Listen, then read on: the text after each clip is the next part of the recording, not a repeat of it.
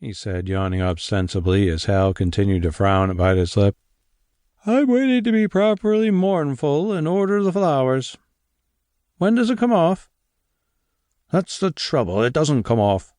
Oh, it's beastly," replied Hal, kicking at an unoffending stick. "Say, you black-headed thundercloud, I don't like your choice of words, and I don't like conundrums. Never could guess 'em, and I don't want to try. Now, spit it out. What doesn't come off? The funeral?" retorted Walter. "No, our trip to the Maine woods," replied Hal glumly. "What? Say that again." Walter had come up to a sitting position with an abruptness that made Hal smile in spite of himself. "I said that our trip to the Maine woods doesn't come off. It's fallen through. Knocked on the head, dead, buried. Is that perfectly clear?" Hal spoke slowly and with bitter emphasis. "Clear as mud," replied Walter. "Why doesn't it come off? Why is it dead? Who knocked it on the head? Quit biting your lip and limber up that tongue of yours before I pull it out by the roots." For answer, Hal took a letter from his pocket and passed it to Upton. With fingers that fairly shook, Walter spread it open. It was dated at a distant lumber camp in the Adirondacks and was as follows. "Dear Hal, just a brief and hurried note to break the bad news to you. It'll be quite out of the question for me to leave here in time to take that Maine trip we have thought about and planned for so long. I know just how keenly disappointed you and Upton will be, and I am quite as much disappointed myself. You know me well enough, I think, to know that I would not willingly upset your plans.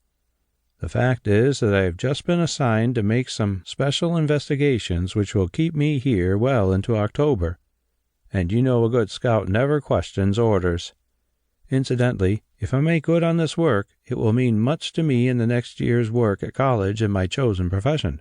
With best regards to Upton and yourself, and a very lively hope that another year we may be able to make the Maine trip together, I am always your brother scout, Louis Woodhull."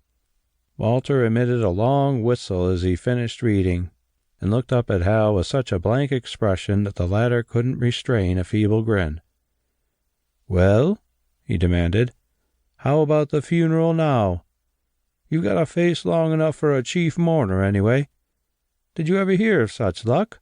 Here we've been planning for this trip a whole year, and right at the last minute Louis has to dump the fat in the fire and isn't even on hand to see it smoke. Confound his special work. I'd like to... There was a little man who had a little pan and beat it with a stick to make a din, din, din.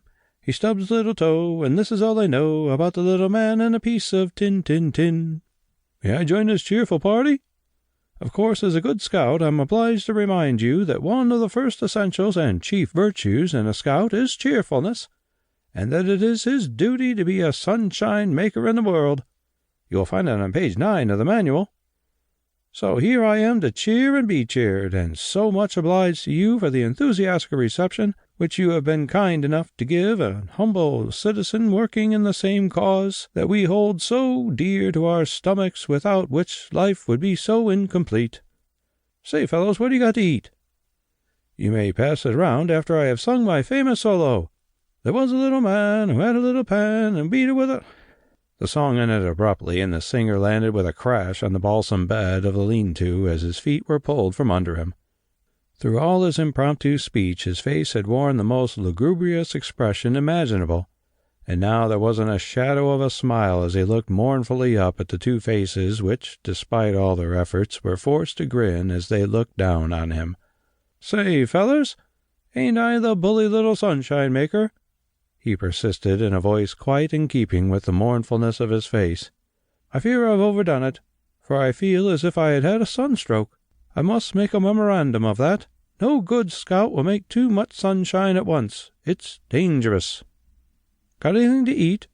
"Gag him, Walt, while I hold him," cried Hal, falling on the prone figure. There was a short, sharp struggle, in the midst of which one of the supporting posts of the lean-to was knocked out of place, bringing a corner of the roof down on the combatants.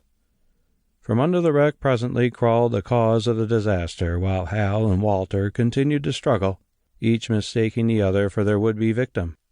He watched them for a minute, and then, brushing hemlock needles from his hair, began his song right where it had been so abruptly cut off.